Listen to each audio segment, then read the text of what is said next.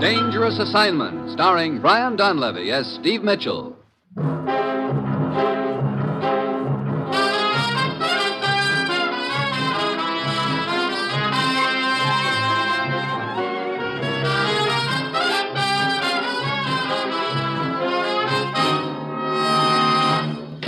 Morning, Commissioner. Morning, Steve. How was the flight back from Switzerland? Smooth as silk. Just got in. Glad you liked it, because you're taking the next plane for Cairo. Cairo? You mean today? Look, I don't even have a clean shirt left. You can dunk it in the Nile when you get there. Oh, Rose. Yes, Commissioner. How are you doing on Steve's plane ticket? I was able to get him space on the next plane. Takes off in an hour. Good. Oh, great. I haven't had a date for a week, and now you want to fix me up with a mummy. Steve, remember Sheik Haroon? Sure, he's an old friend of mine. He should be. What do you mean? About 5 years ago, I taught him to play poker, and he cleaned me. Well, as you know, the Sheik controls a territory on the edge of the Sahara. He has a walled city there. Yeah, I was there once. Quite a joint. We think there's uranium ore in his territory. Oh. You don't think the Sheik's making himself an A-bomb, do you? No, but we do know that 6 months ago we concluded an agreement permitting representatives of several countries to explore and develop the area.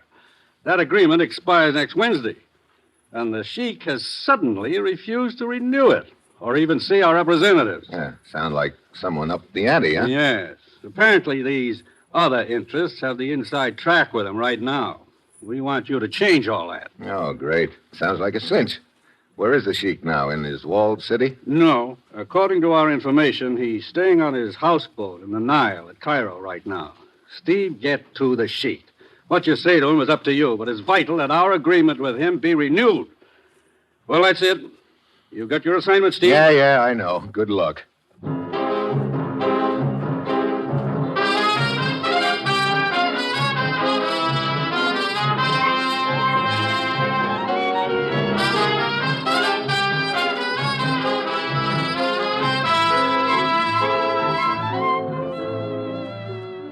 The National Broadcasting Company is proud to present Dangerous Assignment, starring Brian Donlevy as Steve Mitchell, colorful, two-fisted government agent. At all those places of the world where danger and intrigue walk hand in hand, there you will find Steve Mitchell on another Dangerous Assignment.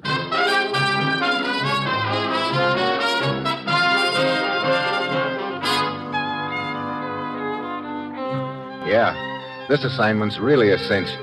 All I have to do is stick my nose into a hornet's nest of more power politics and change the whole course of events just by reminding the leader of 30,000 fanatical tribesmen that he and I used to be pals.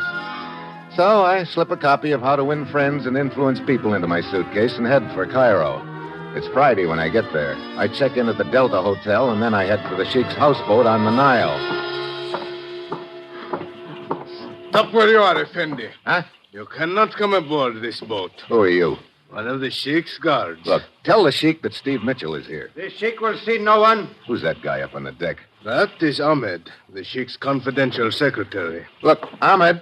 I warn you, do not set foot on this boat, or it will be the guard's unpleasant duty to shoot you. Guard! Oh, good afternoon, Mikan. Has the Sheik changed his mind about seeing me? No, I'm afraid not, Mikan. But surely he will see me. I am sorry, but I have my orders. The Sheik will see no one.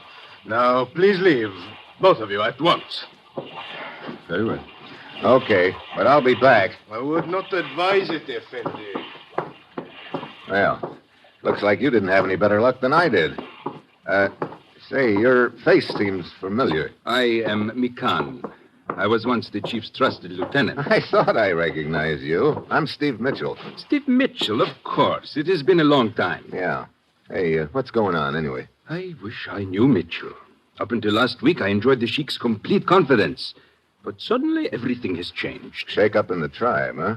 Now he will not even see me.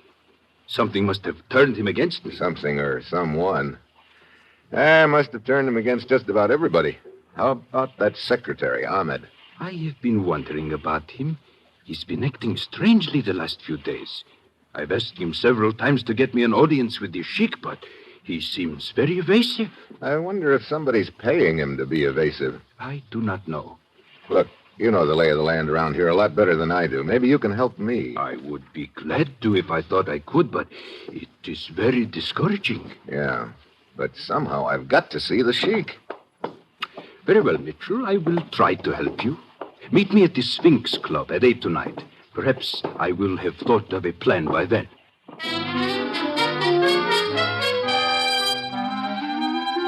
I get back to my hotel just in time to see a figure that looks like Ahmed scooting through the lobby. In my room, there's a bowl of fruit on the table with a note, compliments of the management. I pick out an apple and start for the window, thinking about the whole deal. Then, suddenly, I quit thinking and start listening. A sound is pecking away at my ears. A faint sound, but it keeps up. Then it registers. I whirl around. It's coming from across the room, the table, the bowl of fruit. I grab the bowl, run to the window, open it, and then I heave it out in the garden below.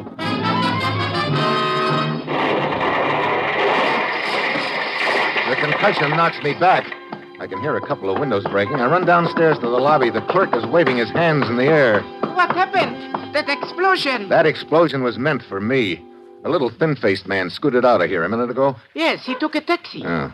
Is this hotel the driver's regular stand? Why, yes, it is. Look, I've got to meet a guy at the Sphinx Club in a few minutes. When that cab driver returns, send him over there.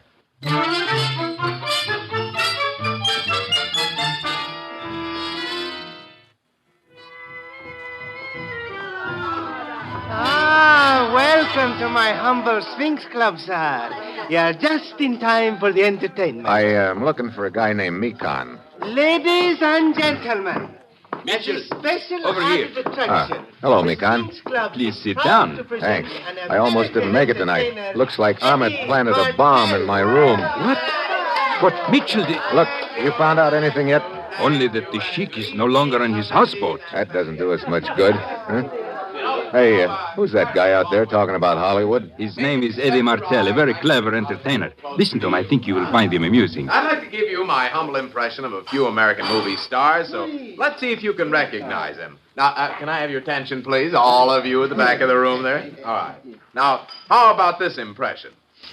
Now, listen, baby. I don't want to have any trouble with you. We do it my way or we don't do it at all. Oh, Hey, you're he's not really bad. sharp He tonight. seems to be very popular yeah, here. That's right. Let's try this one now. Yeah. Now, see here. You can't talk like that to a man of the old sod, you know. I won't stand for it. You hear? I won't stand for it. Barrymore Fitzgerald. Yeah. Oh, you're really baksheesh tonight. All right, here's one more. All right, try to catch this one out. If I were king, Olive, if I were king, what treasures I would bring. Van Johnson. Van Johnson. Oh, who was it? Who was it said Van Johnson? All right, waiter, take that man and his table and put him on the Nile, will you? Well, I think that's about all for now. Thank you very much. I'll be back for the midnight show with more of them, and I'll see you later, huh? Well, looks like he's heading for our table. Hiya, chum. You know, I can spot an American a mile away, and I always have to stop and say hello. Have a seat. Thanks.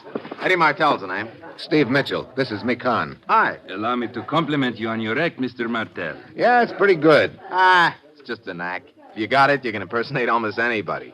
Now, take you, for instance, Mr. Mitchell. I haven't heard much of your voice, but... I think this might sound something like it, huh? Is that close? Not bad. Mitchell Effendi. Steve Mitchell. Over here. There is a telephone call for you. For me? Are you sure? Yes, sir. If you will come with me. Okay. Excuse me, I'll be back in a minute. Yeah, sure. Of course. Where is the phone? In the back room. Mitchell Effendi, a cab driver came in here a minute ago. He said you wanted to see him. Oh, yeah, I do. Here we are. There is the phone over on the table. I will send the cab driver back when you are through with your call. Okay, thanks. Hello? Good evening, Steve Mitchell. Sheik Haroun. Hey, where are you? Here in Cairo. Look, I've been trying to see you. I know. I have been kept informed as to your movements. That mining agreement expired. I am well aware of that, but I have no intention of renewing it. I intend to make other arrangements. Look, won't you at least let me talk to you about it? It will do no good, Mitchell. And let me advise you for the last time to let the matter drop. If you do not, if you persist in interfering, then I cannot be responsible for the consequences. Look, forget that I once saved your life. Just remember, I taught you to play poker. Now, at least you owe me a chance to Goodbye, talk. Mitchell. Later tonight, I'm returning to my walled city. Wait a minute. Oh, great. Mr. Mitchell, sir? Huh? Oh, are you the cab driver? Yes, sir. The hotel clerk said you wished to see me. Yeah. You picked up a little thin-faced guy named Ahmed in front of the hotel about an hour ago. Where'd you take him? I have written the address on this piece of paper, sir. Oh, thanks. Here, this is for your trouble. Thank you, sir. After I close here, I'll be heading for the States again, I guess. I imagine it will seem good to get back home. Oh, Mitchell. Hey, Martel. Huh? How'd you like to make a few extra bucks? You kidding? Is it honest, and who cares? I think I might have a little job for you in a few minutes. Yeah, okay. See you in my dressing room, okay? That's a deal. What is this all about, Mitchell? Look, Mikan, that phone call just now was from the Sheik. What? Where is he? Somewhere in Cairo, but he's leaving for his walled city. That means we've got to act tonight. But I still do not understand what you wish with this Eddie Martel. Look, he's an impersonator. He could imitate my voice on the phone. Imitate your voice. That's right. I want Martel to call Ahmed, make believe he's me, and tell Ahmed I know he planted that bomb and I'm on my way over to settle things with him. But what will that accomplish? Well, I'm going to be right across the street from Ahmed's place when he gets that call. If he's working under the Sheik's orders, he'll probably get panicky and run to the Sheik. I'll follow him. If he's working for somebody else, he'll probably run there. I'll still follow him. I see. Well, I hope it works. In the meantime, Mitchell, I will continue my efforts to see the Sheik. Okay. If you do locate him, tell him I know I'm trying to fill an inside straight, but I think he owes me at least a chance to draw to it. I do not think I understand your message, Mitchell. Maybe not, but I think the Sheik will. Well, I'll see you later, Mikan. So I make the deal with Eddie Martel to call Ahmed at 9. I pay the guy across the street $5 to let me roost on his roof. It's a good spot. I can look right into Ahmed's room. At 5 to 9, a girl comes in. She's wearing a red dancing skirt. She and Ahmed seem to be talking about something pretty important. 9 o'clock comes. 9:15. Still no phone call. I wait until 9:30, and by then I'm sure something has gone wrong with my plan. I go back to the Sphinx Club and head for Eddie Martel's dressing room. There's a man standing in front of the door. What do you want? I want to see Eddie Martel. Why? Who are you? Steve Mitchell. Now, look, if it's okay with you, I want to see Eddie Martel. Is he in the dressing room? Yes. And it is quite all right with me if you wish to see him, Mr. Mitchell. There he is. Oh, brother. Not a very pretty sight, is it? Well, I guess he won't be impersonating anybody from now on. Now, please tell me why you wish to see Eddie Martel. What is it to you? Oh, allow me. I am Lieutenant Abura of the Cairo Police. Well, Lieutenant, as long as we're laying credentials on the table, here are mine. I see. Why are you in Cairo, Mr. Mitchell? I've been trying to see Sheik Haroun. You think the Sheik is involved in this killing? It looks like it. His boy Ahmed planted a bomb in my room. I see. Mitchell, you are aware of Sheik Haroun's power. Are you prepared to confront him with an accusation? No. I'm just trying to confront him, period. Without more evidence, I cannot help you. All right. I think I know where I can get the evidence. The hard way. The Sheik's secretary, Ahmed. Come, then. Let us pay him a visit.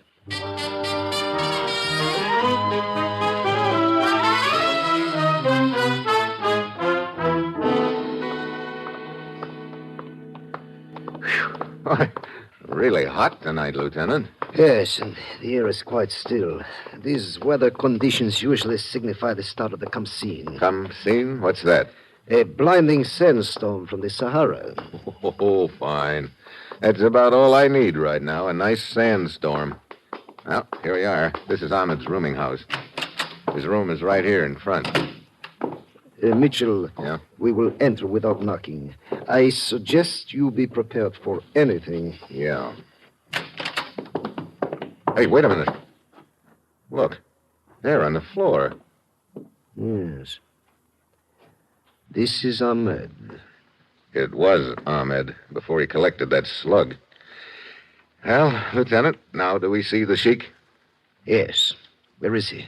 Somewhere in Cairo. Mikan may be able to help us. Mikan? Yeah, he was the Sheik's second in command. He's checking some places the Sheik might be here in town. Hey, wait a minute. There's one other. Who is that?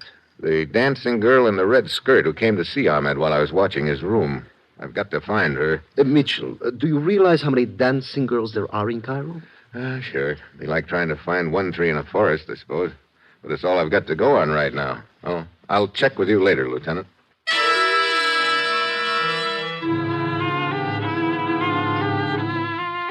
For the next 3 hours, I cover every cafe, bar, and dive I can find. I see a lot of dancing girls, all shapes and sizes. Quite a few are wearing red skirts, but none of them's the one I'm looking for. The sandstorm has started by now, and it's really a beaut.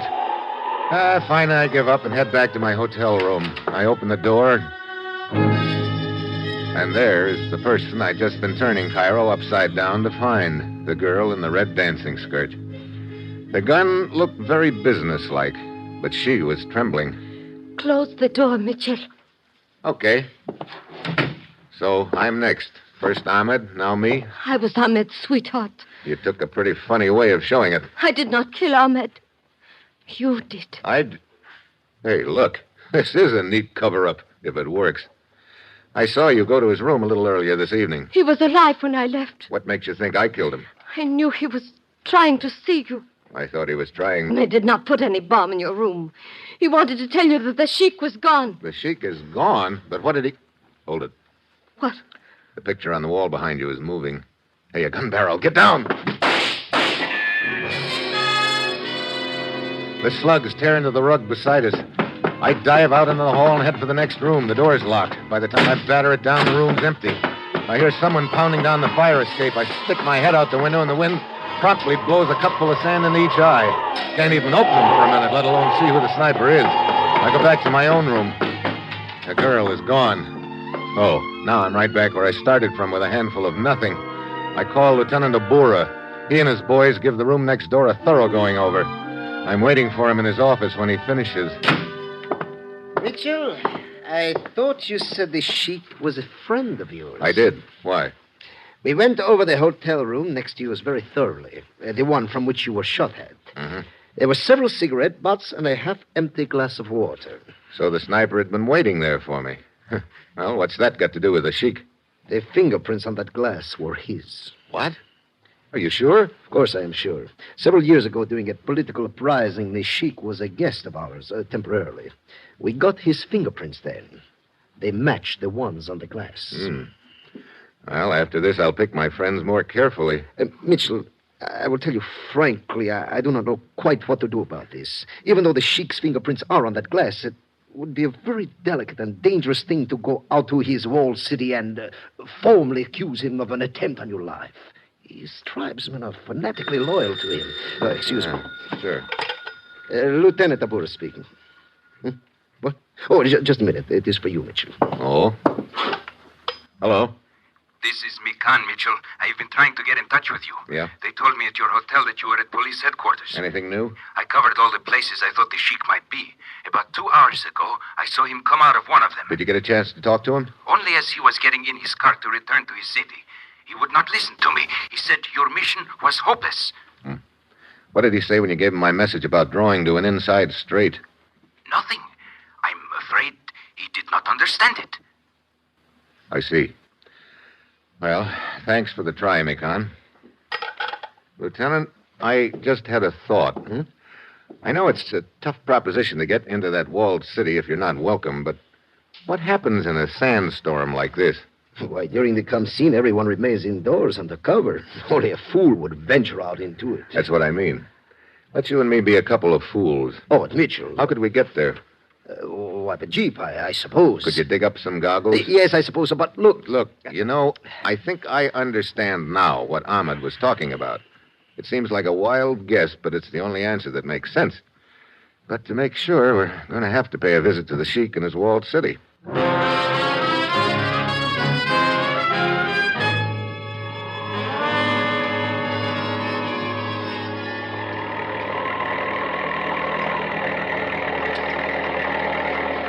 There the walls, just ahead, Mitchell. Yeah, come on. I hate to think of what this sand would be doing to our eyes if we didn't have these goggles. So do I. Well, the gate is closed. There's no sentry on duty. Appears you were right about the sandstorm, Mitchell. The city may be unguarded. Yeah, come on, let's find a place to climb this wall. It's too high to jump, about 12 feet. Mitchell, many things about this I do not understand. Me too. But I think it's beginning to fall into place. Hey, wait. There are a few missing rocks in the wall here. Maybe I can get enough for a handhold. I'll give it a try. Mitchell, be careful. The guard sees you on the wall, he will shoot instantly. Yeah, I know. Here's another hole. Can you reach the top with your hand? Yeah. I got a hold of it now. As soon as I pull myself up, I'll give you a hand. Hey, I got a hold. Yes. Can you reach my hand? Yes. Here you go. Oh, thank you. Okay. We'll drop down just inside the wall here. I'll go first. Come ahead. Very well. This wall shelters us from the wind a little. Yeah. Now, look. There's a secret entrance to the Sheik's chambers. He showed it to me when I was here 5 years ago. Where is it? Right around the corner of that building over there, I think. Now, we'll be crossing about 20 feet of open space, but we've got to take a chance. You ready? Yes. Let's go. Mitchell, we have been seen. Yeah. Get behind the corner of the building here. Come on. Here we are. Now, you press one of these rocks, and it's supposed to open the door. Hurry, Mitchell, hurry. I've got it. Quick. Get inside. Okay, pull the door shut behind you. I cannot see a thing. Turn on your flashlight. Good. Now, up this flight of stairs. This leads to the Sheik's chambers? Yeah. That guard who saw us, he will... We're taking a chance that he doesn't know about that secret entrance. Okay. This door takes us right into the Sheik's room. Now, get ready for anything, Lieutenant.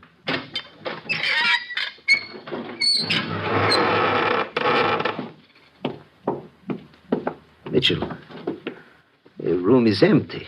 No, I don't think it is. Mikon should be here. You are very clever, Mitchell. Stand quite still, both of you. Hello, Mikon. You're a very persistent man, Mitchell. Not quite as persistent as you are, I guess.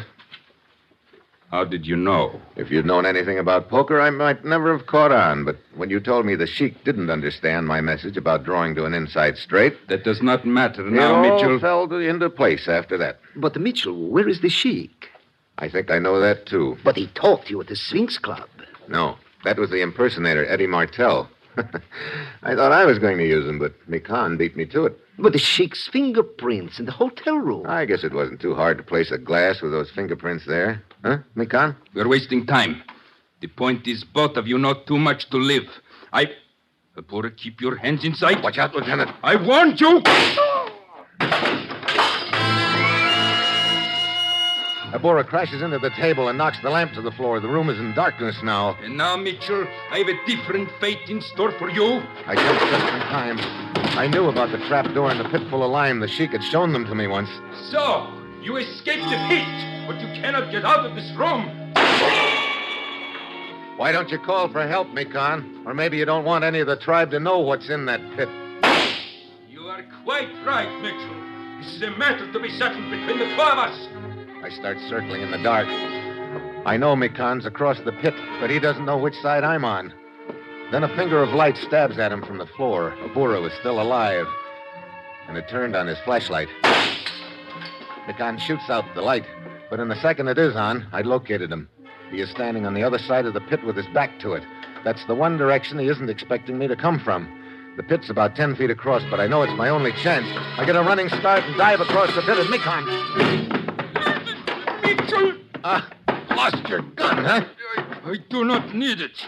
There's enough strength in my arms. What are you doing? Just a hammerlock, buddy. Now we'll see how you like the pit. No, Mitchell, the pit. No. Please, Mitchell, do not drop me. Don't worry, Mikon. I've got a hold of you by one hand. I want to keep you nice and alive. Do not let go of me. Do not let go. Mitchell. Yeah, Lieutenant. Breaking down the door. Good. dynamite, quickly! It is a guard. Keep him covered for a minute, Lieutenant. Yes. Stand back, both of you. What is the matter? God, get me out of here. If he takes one step towards me, I'll drop you, No, Mikan. no, God, stay where you are. Mitchell, I'm slipping. You'll slip more than that if I let go of your arm. Hang on to me. Sure. Just tell these guards what you did with the Sheik. No, guards, do not listen to him. Pull me out. Okay, Mikan. I'll just let go of you and then... No. Go on, open up, spill it. What is this about the Sheik? You told us he was ill, Mekan. Start talking or you'll be right down there with him. The Sheik is dead. Dead? Keep talking. I killed him. What? Okay, guard, help me pull him out. You got a hold of him? Yes. Here we go. God, listen to me. It was not the truth. What I just said, I did not... He's all yours, guard. And if you'll check the bottom of that pit, I think you'll find what's left of the Sheik. No. Come, Mekan. Let me go. You have helped me with him. I tell you, it is not true. I understand that you must leave me. How are you doing, Lieutenant? Oh, I will be all right. It is a shoulder wound. Good. And you? Oh, I'm okay, except my right arm feels about 3 inches longer than my left. Mitchell, why did Mikan kill the Sheik? He knew the Sheik was going to renew our mining agreement. But Mikan had sold out to the other interests, so he killed the Sheik. But this business of making it look like the Sheik was still alive. Sure, until after the mining agreement had been signed with the boys who were paying Mikan off. And he could announce that Sheik had met with an accident, and as second in command, Mikan would take over the tribe. What will happen now? Well, when the Sheik's boys find out that Mikan killed their leader, in order to change that agreement, I think they can be talked into preserving the status quo. You know, that's funny. What is? Well, you've heard the old saying, a little knowledge is a dangerous thing. How do you mean? Well, Mikan knew more about poker than he realized. He knew how to bluff, and that's a large part of the game. But if you're going to play a game, you better know all about it. Mikan should have known what an inside straight was. I see. Just what is an inside straight? Huh? You mean you don't know anything about poker either? No, not a thing. Ah, that's very interesting. Come on. You start the school as soon as we get back to Cairo. It may be that I've found me a pigeon. Pigeon? That's an American term meaning... Well, I think I'll let you find out what it means soon enough. Come on. Very well. We will play your game, but just one favor. Sure, anything. Dealer's choice, deuces wild, my deck, and no limit. Oh, great. My pigeon has turned into a buzzard.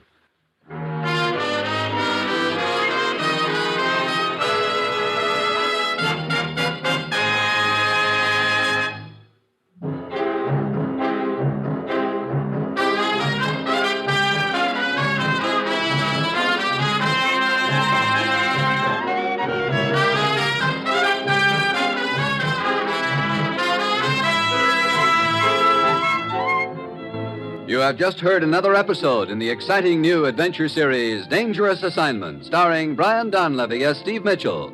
Dangerous Assignment is written by Bob Reif, with music by Bruce Ashley, and is directed by Bill Karn. Be with us again next week at this time when Brian Donlevy, starring as Steve Mitchell, will embark on another dangerous assignment.